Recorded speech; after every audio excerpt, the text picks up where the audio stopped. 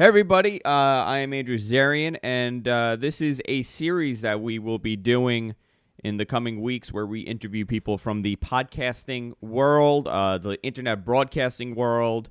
This week I have someone that many of you will probably know if you have at one point looked for any type of answers when it comes to your internet broadcast or search the term podcast answers.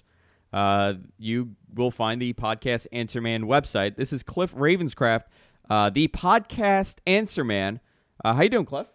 I have never been better. It gets better every single day. Thank you so much for having me on your show. Thank you for coming on. What we're going to do today, a lot of people have been asking me about certain questions about podcasting, how I got into it. And I always tell people my story, but it's not too often that you hear someone else's story that is kind of similar to mine, that they have left their jobs or they have left, whatever business that they have to enter into this new way of broadcasting. And you are one of those people that actually have stepped 100% into this world, right, Cliff?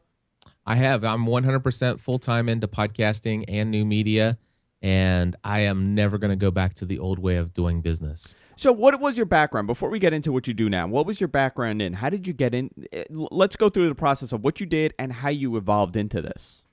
Well, I was an insurance agent for 11 years in a family-run insurance agency. So basically, financially speaking, I was well taken care of. Very successful career there, and wasn't looking to do anything different with my life.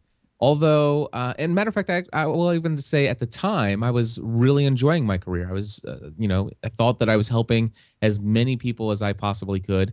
One thing that's interesting, and I think it plays along with this story that you should know about me, is that while I was a full-time insurance agent, I also worked part-time, voluntarily, not paid, but voluntarily in ministry since 1996.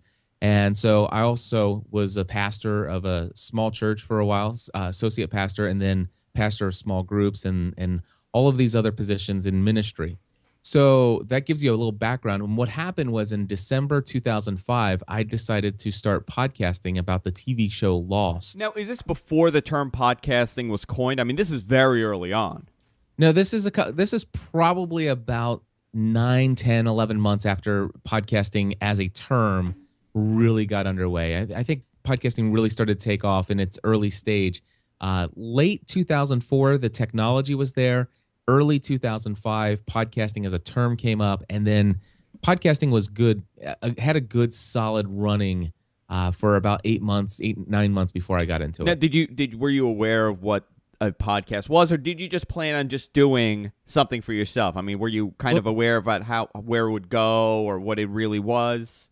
I had been blogging about things since 1992, before there was any of the other blogger services out there. I was doing straight HTML files, index.html, and updating them every day. So I've always been into technology. And what happened was I was following Leo Laporte. He used to have he used to be on ZDTV, Tech TV, and I followed his blog after he left there. And it was through him that I saw that he was doing his radio show, KFI, the tech guy. And before too long, he started to announce that he was going to make it available as a podcast. And I'm like, what in the world's a podcast? So he did a little blog post about this podcast. And sure enough, I go over to iTunes and I'm able to, download iTunes, subscribe to a podcast. And then I realized there are other podcasts. And of course, there were, I would say, maybe hundreds at the time. It wasn't like there is today. There's there's 100,000 or more. But there were hundreds of podcasts back then. And the first four podcasts I ever listened to were Leo Laporte, Father Roderick Von Hogan, Adam Curry, and I found a Lost podcast that I really liked. In fact, there were already a couple Lost podcasts out there. And the reason I found it is because I was looking for Lost in the iTunes store to see what all was going on in this podcasting space, because I was addicted to the television show and the mystery that was going on this island that they were telling this story about. Yeah, I actually got into Lost the first couple seasons, and it was one of those shows where you really have to pay attention to what's happening, and I kind of missed a couple episodes. I kind of fell out of it, but recently my wife and I have been catching up on a lot of these shows, so we are going to get the entire series and just watch it through. I remember all the theories and the conspiracy theories of what it actually is and where it's going and what it could be. So, I mean, it was a great show with a great following. So you went headfirst into that first. That was your first podcast. You did a Lost, I guess, recap show or a discussion show. Yes, both. There's over 200 episodes, and for a while we were doing 2 shows a week of that podcast. We would do an initial reaction and talk about what we had just seen, and then we would come back and do a weekend show where we would include the feedback of our community, and I would bring research that I had done about the mysteries, Easter eggs that are hidden clues inside of the episode, screen captures that we would put in the show notes but we would talk about in the show. It was pretty detailed stuff. How did that go? How did you start it? I would imagine you didn't have the equipment that you have now. No. Was it a rocky start for you? No, I did. I started with about it was actually less than $50 worth of equipment. I purchased a headset, a little pair of headphones, and a little tiny boom microphone off to the side. USB headsets at the time were just starting to come out and be very popular. I actually had one with 2 little 1/8" plugs on it, one for the headphones, one for the mic, and I plugged that into my laptop, and I recorded the first episode. And surprisingly, the first episode wasn't supposed to be a Lost podcast. It was supposed to be a podcast called Generally Speaking, and where I would just talk about anything that was a passion of mine. And I didn't think, number one, I didn't think anybody would listen to my show. I figured, I'm just going to record this. Maybe 5 people will listen. Who knows? But I recorded the show and I said, I'm going to talk about either technology, faith, the TV show Lost, or I might talk about something else. I don't know. But this is just me generally speaking. And the I first guess step. That's where you got the network name. Exactly. So what happened was the first episode, after I spent about 10, 15 minutes talking about who I am, why I'm podcasting, I went ahead to make the rest of that episode devoted to the TV show Lost. And hundreds of people downloaded that first episode, and they begged me to continue to produce content only devoted to Lost. They said, if you want to create other podcasts, that's great, but we really only want to hear about Lost from you. Okay. And I'm like, okay, that's cool. Well, from this point forward, this is the Lost edition of the Generally Speaking Podcast Network, is what we called it at the time. And it was the only show, but I considered it my podcast network because I knew I was going to create other shows because I wanted to talk about technology. I wanted to talk about faith. I wanted to talk about, health, fitness, all this other stuff. Now, you didn't have a radio background when you entered this. Were you a fan of radio growing up? Because a lot of people take that dive if they were in broadcasting or they were a fan of radio. They kind of go into it. Were you a fan of? I was never into broadcasting or radio. I don't have any experience in that area prior to getting into podcasting. With the exception, I'll tell you what though. When I was a kid, my mom brought home this CB base station, Citizens Broadband, or what do you call it? Citizens Band CB base station. And we had a little antenna that we put up, and I would talk to all the truck drivers that were driving by. And I live in northern Kentucky, which is just across the river from Cincinnati, Ohio. And I would actually be broadcasting, and talking to the people over across the river. And I actually got to the place where I did some things that you're not supposed to do. It's against the FCC regulations, but I would actually create a weekly show where I would say, hey, every week I'm going to be here from this time to this time, and I'm going to broadcast out things that I want to share with you guys. And then I'll release the mic and let you guys ask questions, and I would respond. So you did a podcast. I was broadcasting via my bedroom when I was about 8 or 9 years old. And who knew this would be your career?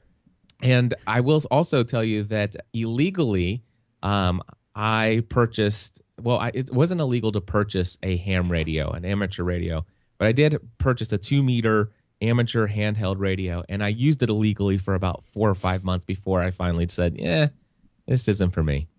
Yeah, it's interesting because when I was a kid, it's almost like the same story. My father got us a CB radio, and we had the antenna, and I would love to go around with him whenever he was driving. I would take the CB and I would talk to, the drivers. I mean, you're not supposed to really do it, but I love listening to it. And it was almost this fascination I had with just talking to people that, you really don't even know, and they're listening to you.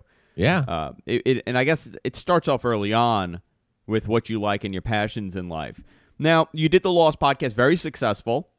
Yeah, I just want to say the third episode we had more than 14,000 subscribers. So you jumped from 100 to 14,000. What was your distribution methods at that point?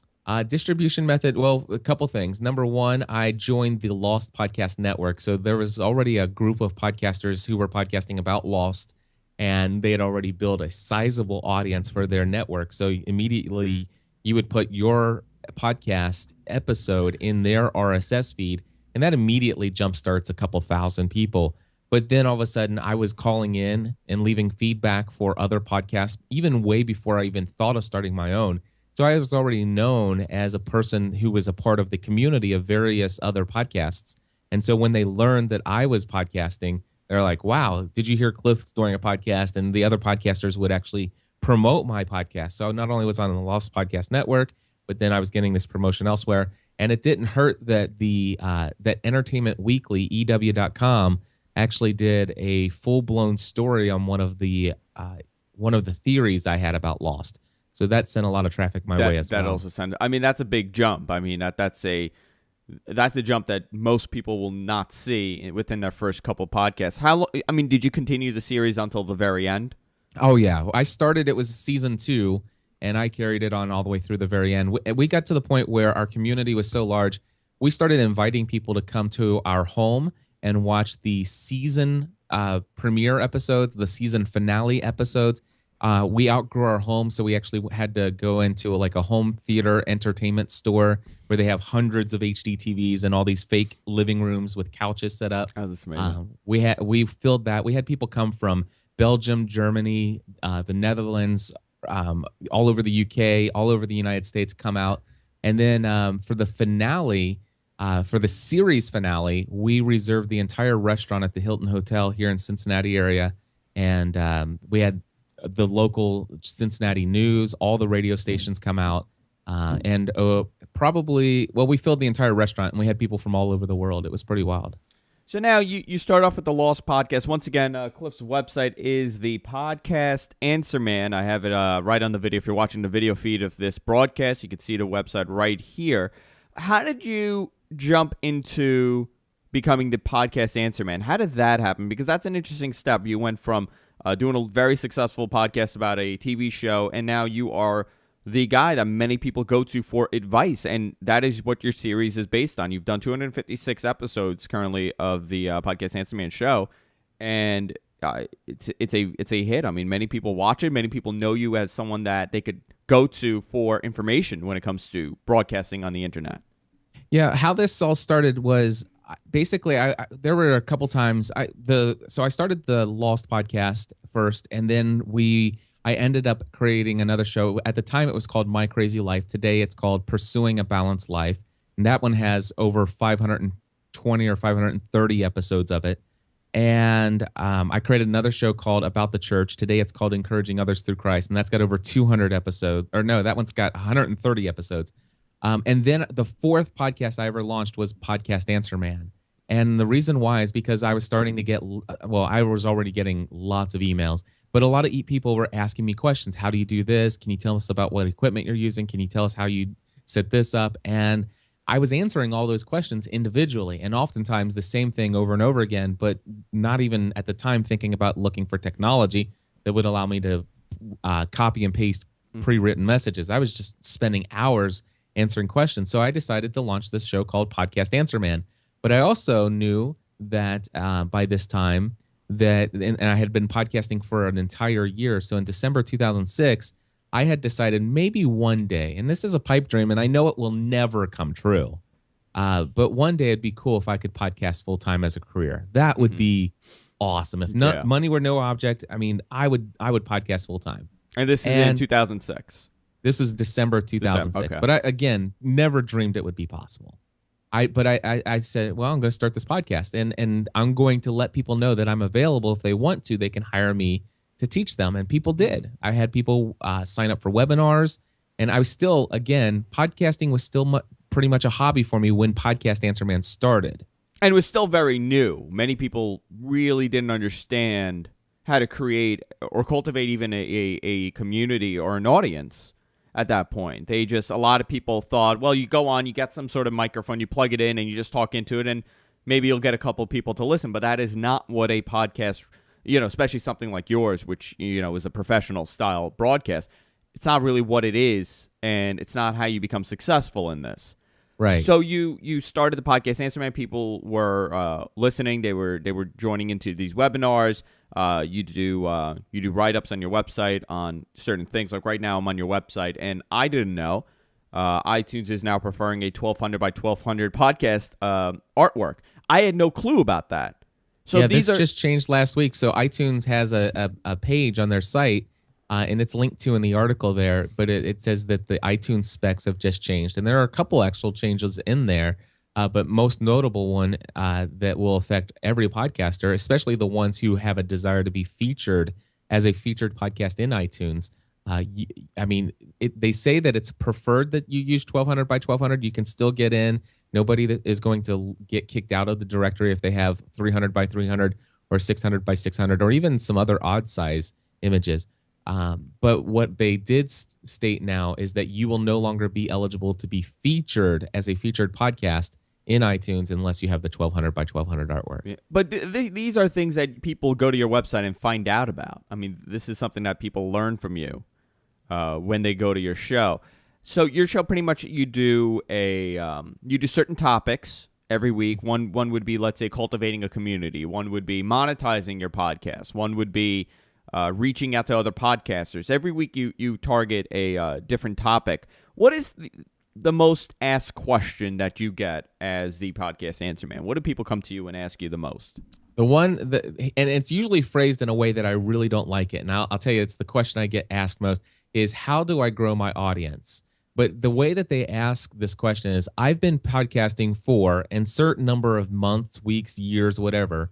And they will say the words, and I only have, insert the number of a number, and they say a number of people who download my show each week. So an example of this, somebody says, listen, I've been podcasting for 9 months, and I only have about 300 downloads per episode. And they want to know, how can I increase the number of people who download my podcast?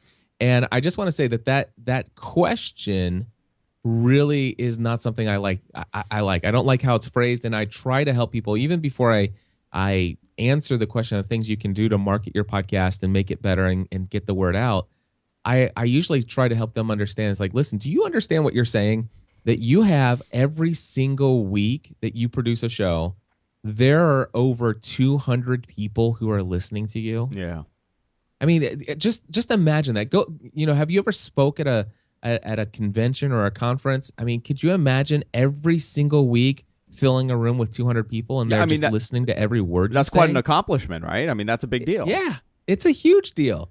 And especially for me, coming from my ministry background, it's like, do you know how many pastors would love to speak to 200 300, 400, 500 people every single week? It's really funny when people say, I've been podcasting for about 2 years and I only have about 4,000 or 5,000 people who are downloading my show every week. And I'm like, dude, you're messed up. Yeah. Do you know that? Do you know that's a very good number? There are people out there that have been doing it for years and they maybe have 1 or 2 people listening.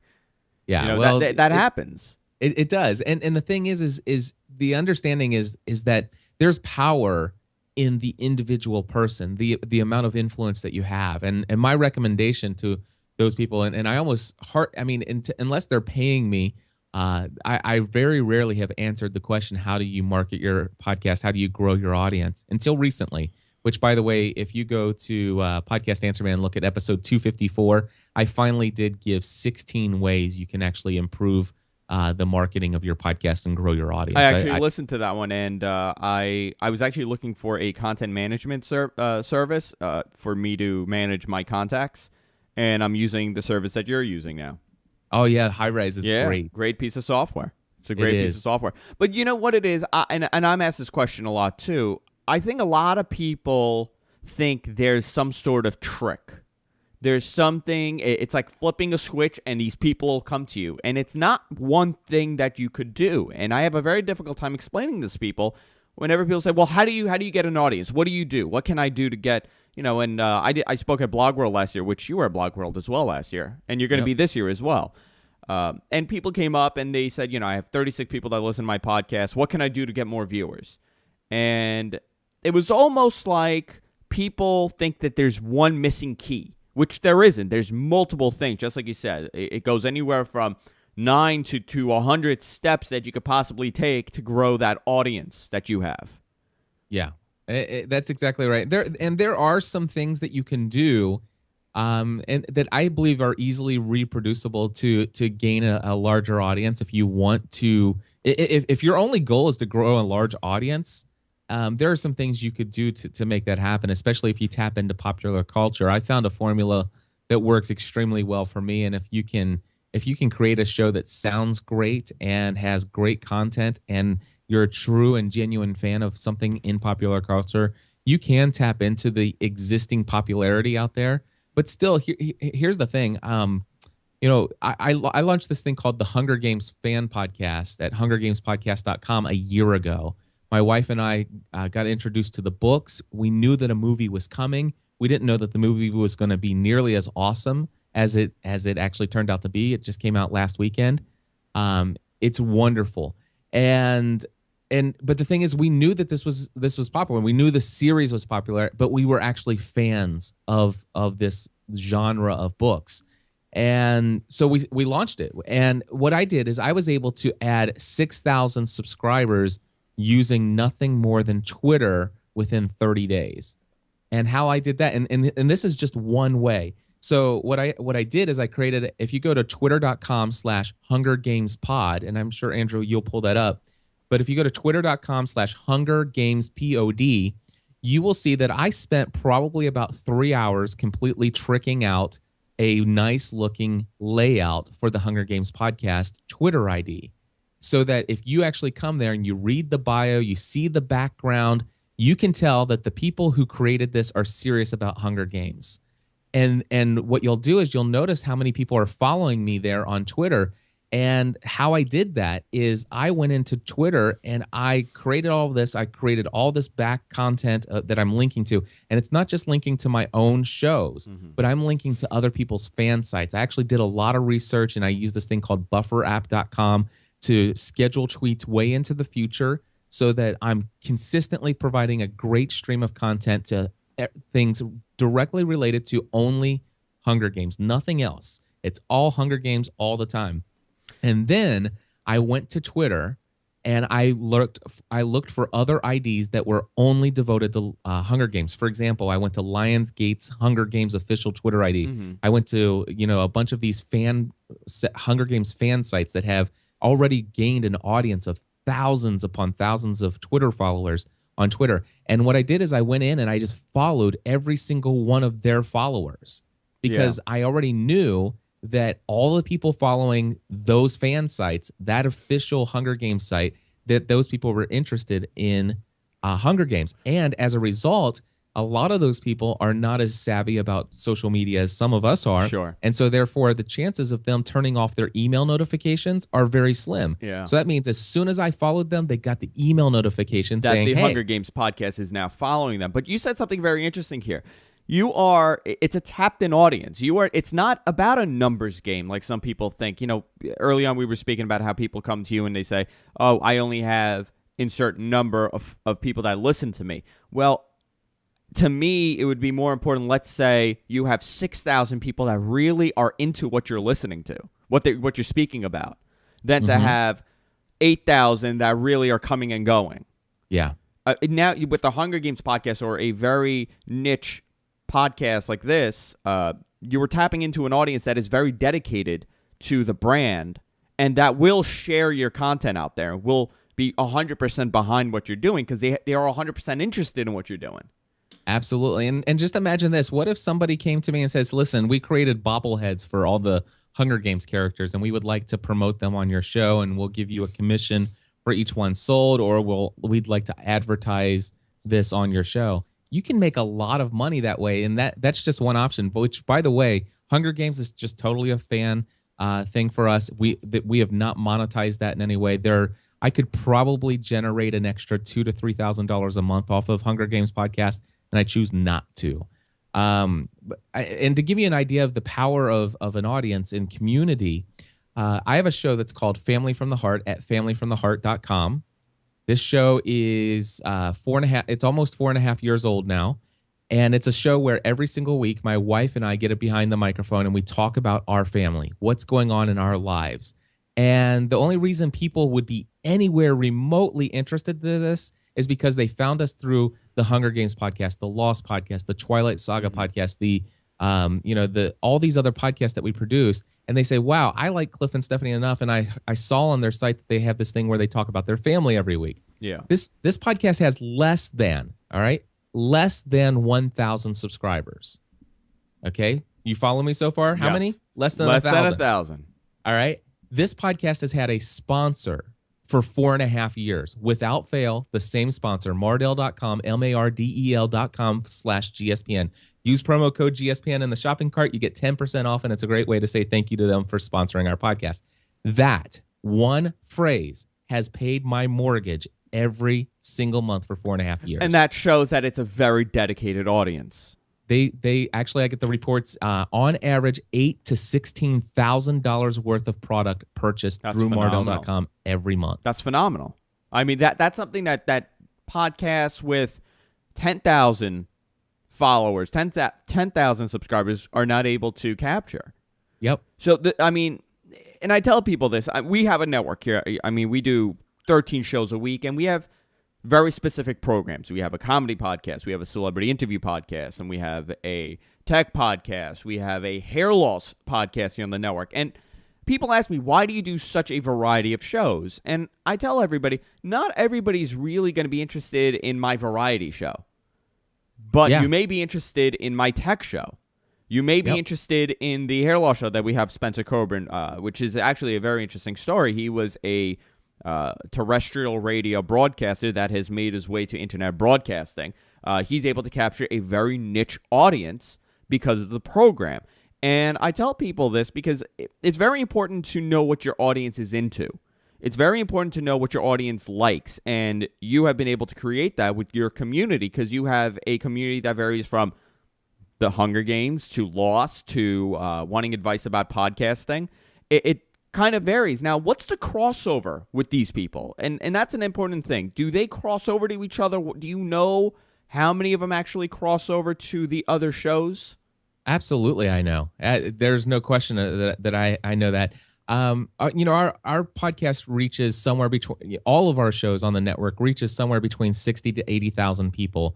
But most of our shows and our most popular shows have about 5,000 or less shows. And I mean, when I say our most popular, it's ones that we consistently produce every single week. Like, for example, Hunger Games podcast probably has about 20, 30,000 people that will subscribe to that show. But it's not our it's not our biggest focus. It's just something, we call it gateway content. But you enjoy it. I mean, this is also a thing. You enjoy doing it. Absolutely. That's why we do it. We enjoy it. And the fact is what happens is those people will come in, and approximately 10 to 25% of the people who come in from a gateway content podcast will come in and subscribe to a second and or a third podcast. And here's the other thing. We have a voluntary contribution if you want to, because we don't do any advertising except for on the Family from the Heart podcast. And outside of, and that's a sponsor. It's not really an advertiser. But anyway, outside of that, all of our content's for free, and we have this voluntary contribution. And I can tell you that as soon as somebody, about 9 out of every 10 people who are subscribed to 2 or more of our shows actually sign up to become a Plus member, which is $10 a month or more. So, but yeah, we get a lot of crossover. The other thing is that we created an online community site through Ning. So we have people who sign up for there, and they come in for the Hunger Games discussions, but then they see there's a technology section and they ask a technology question. Now you've got somebody who's listening to a show called Help I Got a Mac, helping somebody who's listening to the Hunger Games podcast, and they begin to connect with one another. And before you know it, you've got people who are meeting in real life and becoming real life friends as a result of meeting each other through our network. In 2013, we're doing the GSPN.TV community cruise. Oh, that's cool. We're going on a Disney Dream Cruise, and we've already got 80 people signed up to come on our cruise, and it's in June of 2013. You got over a year. I mean, that's amazing. One thing that's key, and I was listening to your show, 2 weeks ago, the one that you were talking about growing your audience, and this actually stuck with me because I always speak about this. People always ask how they could grow their audience. It's a numbers game for some people. Other than, and then some people, they want to monetize. They don't understand how to monetize. But one thing that's very important is content. Content is king. And, there are two aspects to this. One you were talking about having good audio.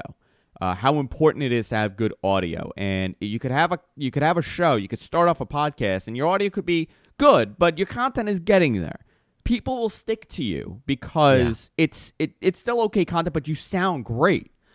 You could have a show that's great as far as the content goes, but it sounds awful and people will not listen to it. What is the balance in your opinion as far as technically sounding and looking professional to having phenomenal content? Well, first and foremost, I want to get rid of this idea that anybody has to sound professional, because at least in my mind, when I hear sound professional, I hear sound like you don't use any ums or ahs, and you speak professionally, and you speak like somebody who is of authority and stuff like that. I want to tell people, just be yourself, be authentic, be genuine. I think a lot of people try to sound like they're on the radio. They do. Matter of fact, I had one guy, and I haven't played this on my show yet because I'm trying to figure out a way to answer the question without actually giving the guy a hard time. But I'll just give you an example. It's like, "Hi, this is so and so from the such and such podcast, and Cliff, I have a question for the podcast answer man. Anyway, Cliff, I was doing this the other day," and it's like, oh my gosh, I would and basically the question is, I can't get anybody to listen to my podcast or subscribe to it. Yeah. And can you give me some tips? And it's like, number one, dump the talk, man. Yeah. Come on. The top of the hour, giving away Britney Spears tickets to go see her live at Madison Square Garden. 92.3 now. Here's Britney Spears. It's a lot of people feel that they have to do that, but kind of that's not. First of all, Cliff, I'm getting messages from people. You have great pipes. You have that sound. You have that boom with your audio. Spencer actually, which is Spencer Coburn. He's the host of the Ball Tree. He's messaging. He goes, "Tell Cliff he has great pipes." Well, thank you. You have that presence, the audio presence to capture the person to listen to you. But you're right. You do not need to sound like you're doing this strange radio thing. I mean, that's not really what's going to make you sound professional. As far as the audio quality goes. Audio quality, my recommendation in 2006, 2007, you could have went out and spent $50 and gained an audience. I really believe that. Okay. In 2012, I'm just going to tell you, if you really want to gain an audience, spend at least $300 or $400 on equipment, and that's not a super high amount. We're talking like a Shure SM58 microphone that's somewhere between $99 to $109. You can get a Behringer 802 mixer for about $65.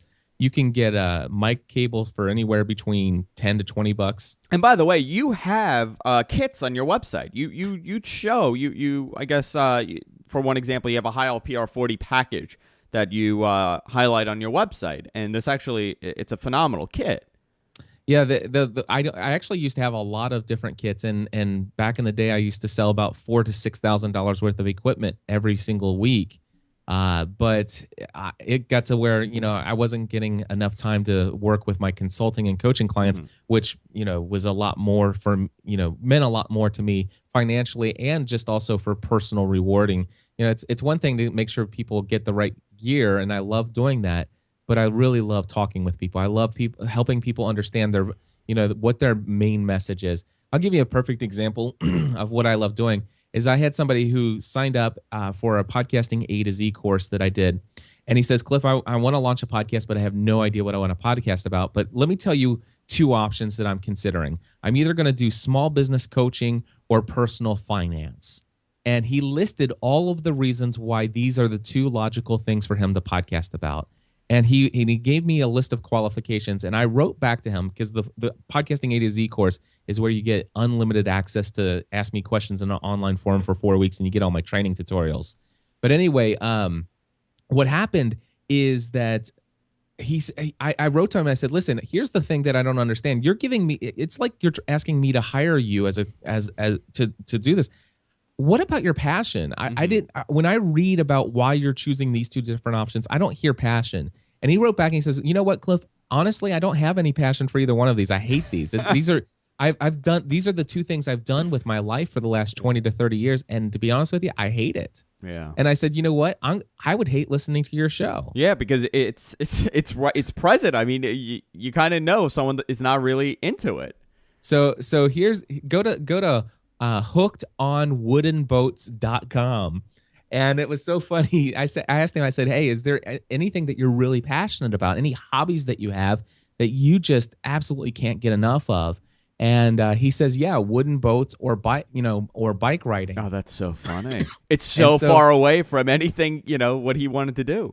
Yeah, and check out, I mean, what's he on, episode number 39, something like that? 29 right now. Yeah, 29. Yeah, 29. And look at the show notes. Look at the pictures and the people and the places that he has gone to interview these people. This guy is becoming the ultimate authority in the wooden boat community. Yeah, and you would think, are there a lot of people that would like to listen to this? And yes, there are. There's so many people. Even if it's only 1,000 people, I can tell you right now, if I don't have a passion for wooden boats, but if I were Dan Matson and I knew everything that I know right now inside of, from my experience, I could literally quit my job and go with Hooked on Wooden Boats, and I could be making a 6-figure income within 2 years. Yeah, that's guaranteed. Amazing. I know I could do it. In fact, one of the things that I did, and I actually gave him this advice about a year ago, or no, it was about 6 months ago.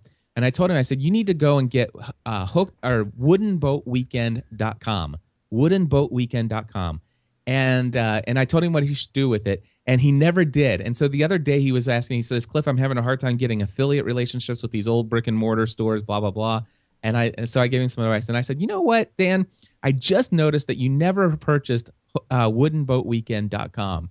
And by the way, I'm the proud owner of the URL woodenboatweekend.com because I knew I was going to bring it up in the show, and I didn't want anybody else to go buy it. If you want it, I'll give it to you I'll just give it to you. Yeah.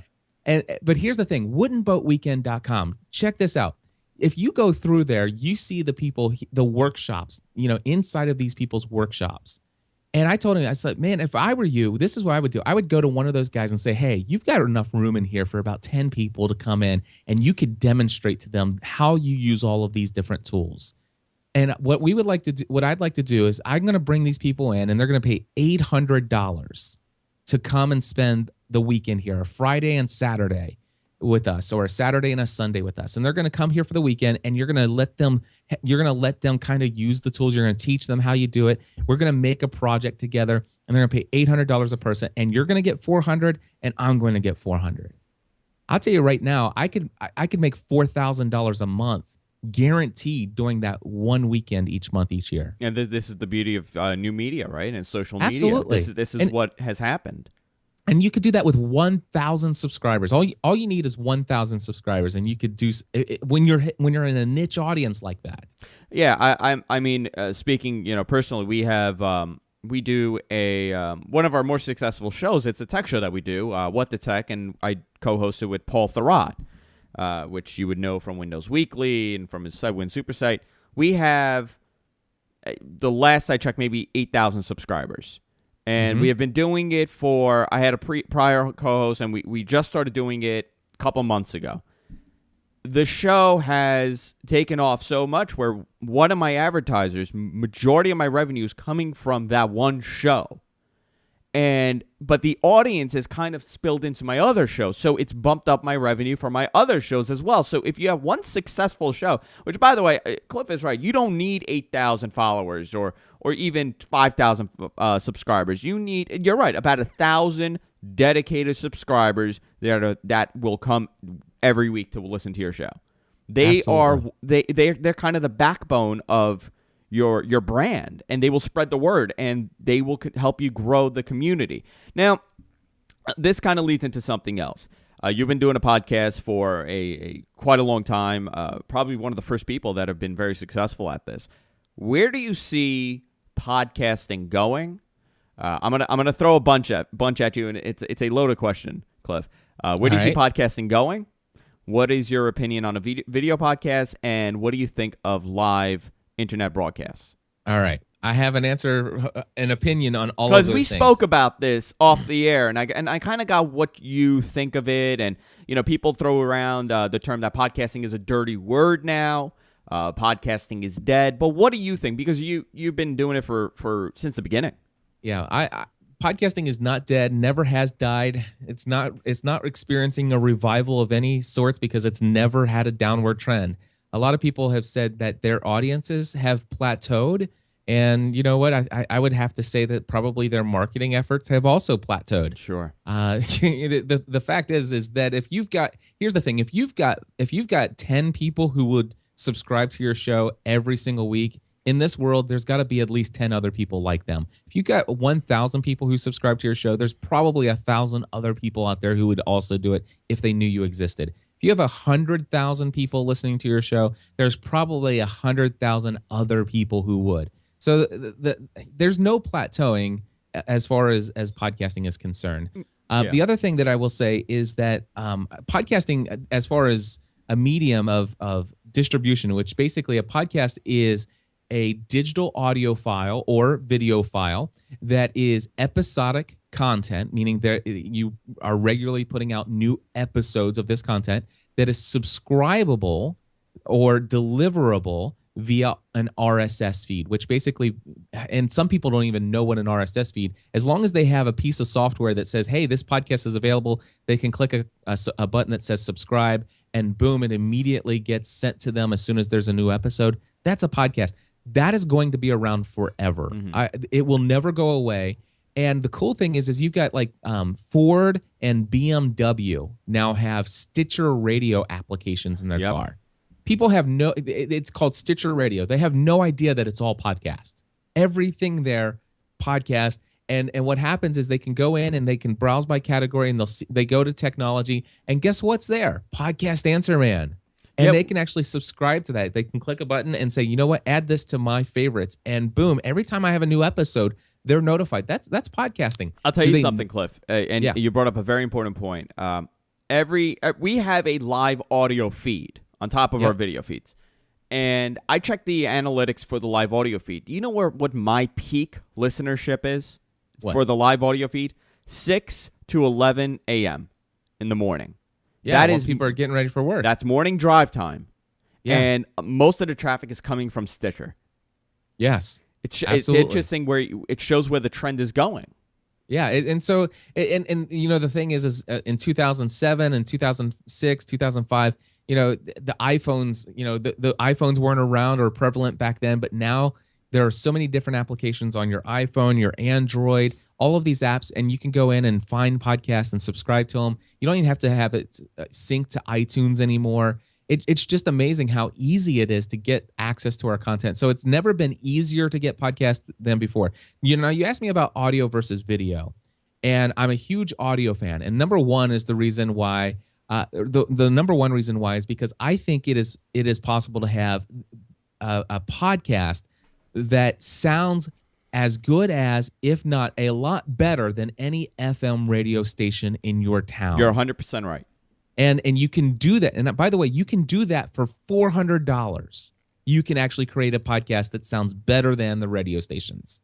Okay, and you can spend a lot more and even sound a ton better than radio stations for about, and I'm talking like my equipment here, as far as my audio equipment, I could reproduce the sound that I put out on Podcast Answer Man for $1,500. Okay, that is a small one-time investment that will always allow me to have that quality. And now, comparing it to what what an FM station is investing into their infrastructure, I mean, it is night and day. I mean, it's such a small investment compared to spending hundreds of thousands of dollars like a FM station to get their broadcasts out there. Absolutely. And you have the potential of, reaching theoretically, a lot more people. Absolutely. If I was to go and talk about podcasting, the topic of podcasting, and I had a weekly show in Cincinnati, Ohio, which, by the way, is a pretty good-sized city, good size audience out there in the terrestrial radio land. I would not. There's no way I would speak to the same audience that I do in my podcast. Podcast is I'm talking to people all over the world. I mean, here's the thing. I'm at a place now where if the topic of podcasting comes up in conversation, 8 out of 10 times, and it doesn't matter where on earth this conversation has taken place, 8 out of 10 times my name or my brand will come up. You can't do that with terrestrial radio. No, there's no possible way. So there's that. And the other thing is when now, why do I like audio more than I like video? Well, number two, now Andrew, switch it back over to yourself for a second. Sure. You look behind you. You have lighting set up there. You obviously have a good HD camera, and you probably, I would have to assume that you have what is it called? What are you using to switch the video? We're back? using something called VidBlaster. So you're using VidBlaster. Yeah. Okay. So VidBlaster, even the software there is $1,000, isn't it? I think their highest one is a little more. I think it's like $1,500. No, I think it's $2,000 now. Their highest one. Yeah. So it's a big investment. So you're looking at, you got to get the lighting just right. You got to have higher bandwidth. You've got to have all this other things. And so the cost to be able to do video at the same quality of a TV station, and again, this is what people are used to as far as quality is concerned.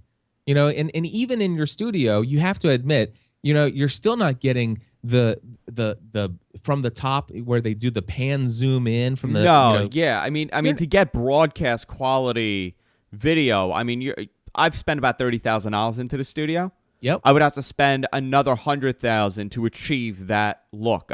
We'll bring up someone that you brought up earlier, Leo Laporte. He invested over $1 million into a broadcasting studio, and he is still not doing broadcast quality. Exactly. And so the thing is the reason why I like audio is because it's more affordable, and not to mention the fact I look better in audio than I do in video. It's just the fact of the matter. So, but here's the other thing. I have, time at the Y. I go to get on the treadmill. I can go out for a walk. I can go for a bike ride. I can be mowing my lawn. I can go on a 6-hour road trip to Nashville, Tennessee, and I can listen to audio podcasts doing all of those things. Mm-hmm. I cannot watch a video podcast while doing any of that stuff. I have seen a trend over the last 8 months where more people are. There's been a big boom in the video podcast that we put out, and I don't. We do a video podcast just to put it out, but I don't understand why people would like to watch on their mobile device opposed to listening to it. I would find it very difficult, and battery technology is not that great for you to be able to watch a 3-hour show or 2-hour show and have, consistent battery life for the rest of the day. I find that very interesting that so many people are watching the video now, but audio is king still in this category and will always be king. Let me bring this up real quickly. The only video podcasts that I subscribe to are 2 of them, and that is Mac Break Weekly and This Week in Tech by Leo Laporte. And the only reason I subscribe to the video and not the audio is because they got to the point where they are consistently saying, "Hey guys, if you're only subscribed to the audio, what you're missing is this really awesome calculator. Look at the display here and look at the fine detail." And I'm listening to this in audio, and I'm like, you've just downgraded me to a second-class citizen as an audio subscriber of your content. And by the way, I am now subscribing to the 2 shows that are most important to me on your network. And by the way, Leo Laporte, I used to subscribe to 5 of your audio programs. I am now dumping all but 2 of your programs, and I am subscribed to the video. Now, would you attribute that to the push towards more video? Yeah, I attribute it to the fact that I have to subscribe to the video to be a full participant in the content that's made available. Like I said, every show, because they're video format focused, they're always talking about what's on the show. They always show screen grabs of what he's displaying on his laptop, showing off websites, and I always want to see it. Yeah, You know, when they're doing it. If you're doing audio, guess what? You never say that. Hey guys, let me explain to you what I see on the screen. I try my best if we're doing something visual in the studio, and I'm not. It's not like I'm pulling something up on the screen, but let's say there's something that's happening that's visual, and we find it funny on one of my variety shows. I'll kind of explain it to the audience so they get a gist of it. But when I'm doing a show, the video's here, and it's a very voyeuristic feel for me. I feel like it's a plus to be doing a live stream of the video and to put out the video feed, but the audio is my main focus. I could look great with the video, but if my audio does not sound good, or it's not coming through well, or I'm not explaining something well enough, you're not really going to listen. Yeah, I want to explain one other thing. You know, for example, now Leo Laporte, when he looks at his stats, I mean, and I'm just one person, but still, I'm representative, I think, of a couple people. And what happens is I'm subscribed to his video podcast in a podcast catching software called Pocket Casts. And what format? What is that available on? iPhone and Android. You just go to pocketcasts, plural.com, and it's available on Android and iPhone. And what happens is I subscribe to the video, but I have the ability to close the app and let it play in the background, and it continues to play the audio only. And I will tell you, I am an audio listener to Leo's Twit podcast, but his stats are going to show me as a video subscriber. Okay. And but the thing is now every now and then I'm listening to his podcast, I'm doing this, and then all of a sudden it's like, oh, and check this out. And then all of a sudden I open up the application, I wait for it to switch from audio back to the video, and then I hit the back button 30 seconds and I go back to see what I missed on the screen. But that's a little complicated too. I mean, it's you know, it's not a simple thing to do.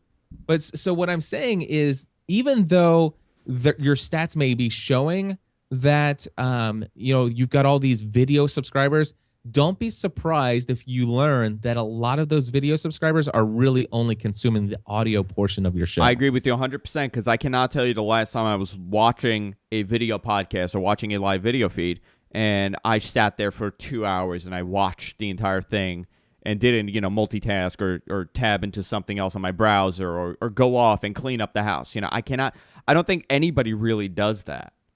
So, you know, and I'm not opposed to video. I think it's great that you let people see in your studio. I think that's wonderful. You know, and I actually record my shows live every Thursday from 9 to about 3 in the afternoon. And I have Ustream up and running. But I mean, I don't even have an HD camera. I just throw up a webcam in the corner and people can see in the studio. I send out super high quality audio. But you know what? I record audio only. I don't even now Ustream. I could click one button and it would record all of that video streaming. I don't even record it. And here's the reason why is because what you're seeing on the screen right now, it's a webcam. You know, the studio's, you know, kind of a, you know, sometimes it can be a little bit more of a mess than the others. I don't have a big it's not a big production value. And what I never want is the video to be a representation of my brand. The representation of my brand. I want you to come to Podcast Answer Man. I want you to click the play button. I want you to hear the audio quality of my show, and boom, that is my brand to you. So let me ask you this. Yeah. Live video. Yep. What is your opinion on that? Because a lot of people are going over to live. I started off as live.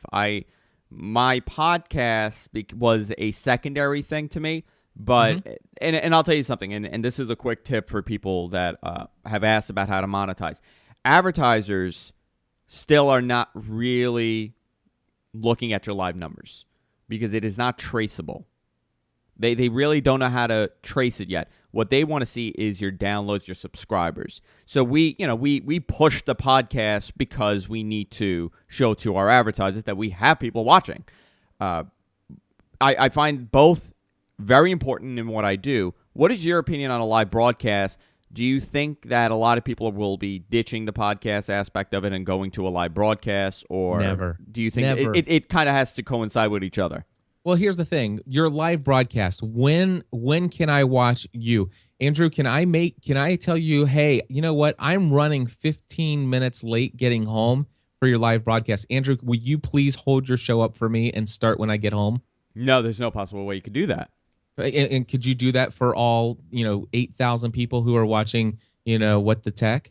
No, no, no, Yeah. no, no, no way. No, so the thing now, do I like live streaming? Do I like the fact that Leo does? You know what? When Leo goes live and stuff like that, occasionally it's like, oh wow, you know what? Leo just put on a tweet. He's live right now. You know what I love is I love the fact that I can jump into the chat room and Leo could say something and I could type something in the chat room and he's got that streaming on a big 50-inch television in front of him and he could actually say, hey, you know what? I see Cliff Ravenscraft. Hey, Cliff, I totally get what you're saying. He just pointed it out that you could do this, this, and this. Yeah. And the fact that I could actually have some portion, some engagement in the show live, that's the only real benefit I see there. I think a lot of people think that way too. I think for a lot of people, they're able to make a connection with you in a way that you kind of couldn't because it's right instantly there. We have a chat room too, and I'm sure if we did not have a chat room, we would not have a live audience. Exactly. And here's the other thing this is what I really love about the live. It is the before the show and the after the show. And when Leo first started streaming, he would actually start the show. When he would actually start recording, I would go and do something else. But when I knew the show would be about over, I would tune back into the live stream because I always wanted to see Leo and the other people engaging in their real environment. And that's what I find most interesting to me when it comes to live streaming. It's not the actual production of the show because the production of the show I can listen to later. Mm-hmm. But I really love hearing Leo have conversations with people in the chat room, answering questions. I love hearing seeing what he's having for lunch that day. I mean, it sounds crazy, but it's like, what does Leo eat for lunch? Well, that taps into something very important, and that's cultivating the community and building a connection with your audience. Right. You have been very successful at that. You were speaking about how, X amount of people, and that they had a job interview, and you'll follow up with them, and that that they just had a kid. This is a way that you have connected with your audience on a very personal level, and that almost ensures that you have built a relationship with them. Absolutely. And engaging with the audience, via live chat room or via email is a very important part in capturing an audience. Yeah, exactly. And what you're saying there, and I just, I want to go back to what you had mentioned earlier, High Rise, because this is such a valuable tool to me. The people who say, hey, I've been podcasting for 3 months and I've only got 100 downloads per episode. And I sit there and I say, okay, of those 100 people who are supposedly downloading your show and listening to you every week, what I want you to do is before I give you any insight on how to grow your audience, I want you to, you've got an average of 100 people who are downloading every week. I want you to come back and give me a list of 30 people's first name, last name, email address, and at least one other personal detail, such as what is their passion, what do they do for a living, where do they live, what's their birthday, who are they married to, do they have kids or not? And I said, once you have that, then come back and find and we'll tell you how to grow your audience. And chances are you'll never need to come back and hire me because you will have already learned what it's going to take for you to grow your audience. I'll tell you, this software also feeds into my obsessive compulsive behavior, where I am one of those people that has to have every piece of information in my contacts list about the person. I need the image, I need the birth date, I need everything. And this kind of feeds into that because I just started using it about a week ago. A couple days, maybe 4 or 5 days ago. And I'm just plugging in all this information. I'm going through emails. I'm like, wow, I forgot about this person. I wonder what they're up to. I wonder how their show is going. So a piece of software like that could go really far for you. Yeah, and what's cool is let's just say you come into my live showroom, and in the chat room you say, hey guys, I would really love it if you guys could just keep me in your thoughts and prayers. Chances I've got a big meeting with the boss tomorrow, and a lot of people are getting laid off, and I have a feeling that I might be the next to go on the chopping block. You get that, and it's like, what do you do with that information? Yeah. Well, obviously you communicate with them right then and there, but then you hop over to High Rise, type in their name, and if they're not there, add them. And then what you do is you make sure that you put a little note in that says, hey, so and so may lose his job, has a meeting tomorrow at 10 a.m.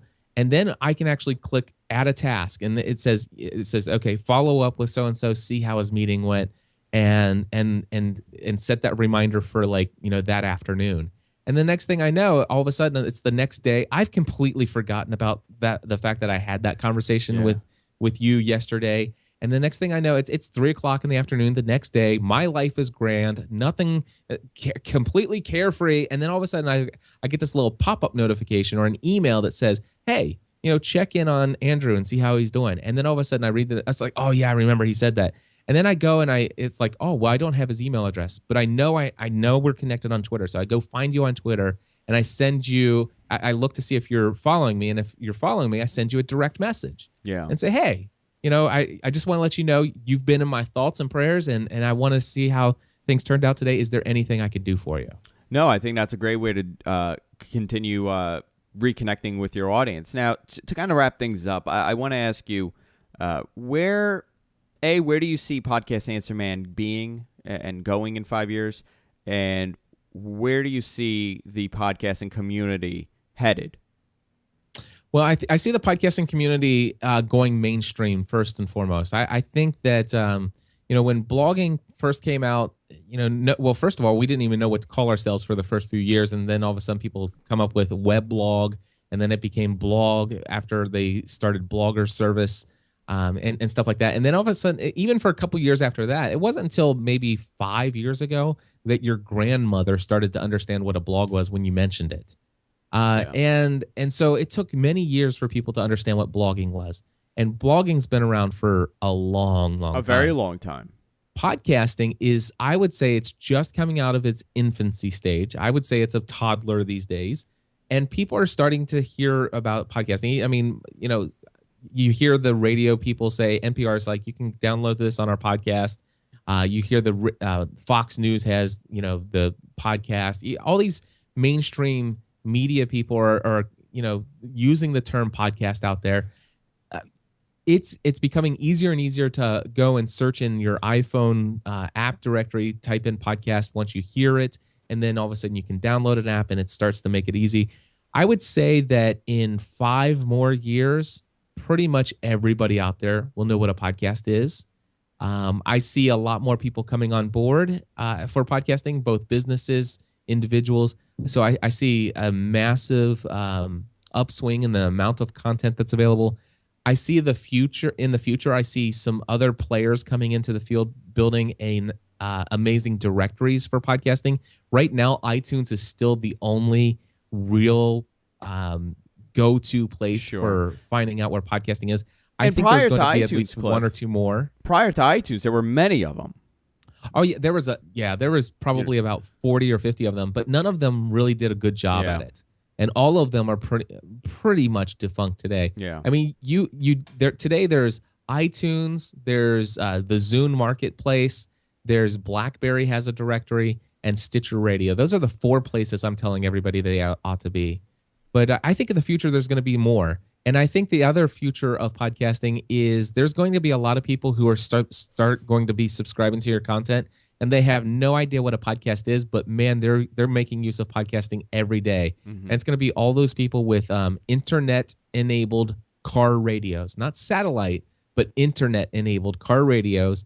And those people are going to be subscribing to podcasts in their car radio systems, just like the Ford Sync and BMW cars these days. Yeah, I absolutely agree with you. Once again, Cliff's website is the Podcast Answer Man. Pulled it up right here. You could go there. You could also sign up for his mailing list. You could. You also do webinars, and you do a consultation on how to create a podcast and what to do with your podcast. So people could contact you for pretty much anything that has to do with podcasting. You also have tutorials on all these different services like GarageBand and Audacity, and it's amazing what you have created here, and many people actually find it useful. And I've been doing this for a little while now, and I still learn things every day. And I've learned 2 major things from you by going to your website. 1, that BlackBerry has a podcasting directory, and 2, that iTunes now prefers 1200 by 1200 podcast artwork. And you would say those are little things, but that is it's a very important aspect. I mean, one thing is if you have a podcast that's on iTunes and you don't have this standard for the artwork, you will not be featured on the front page. I mean, that's a make or break for many people. So it's amazing what you're doing, Cliff. You should be really proud of what you've created here and the community that you have created. And I wish you all the best and future growth. I mean, this is going to keep growing, and you really know what you're doing with this.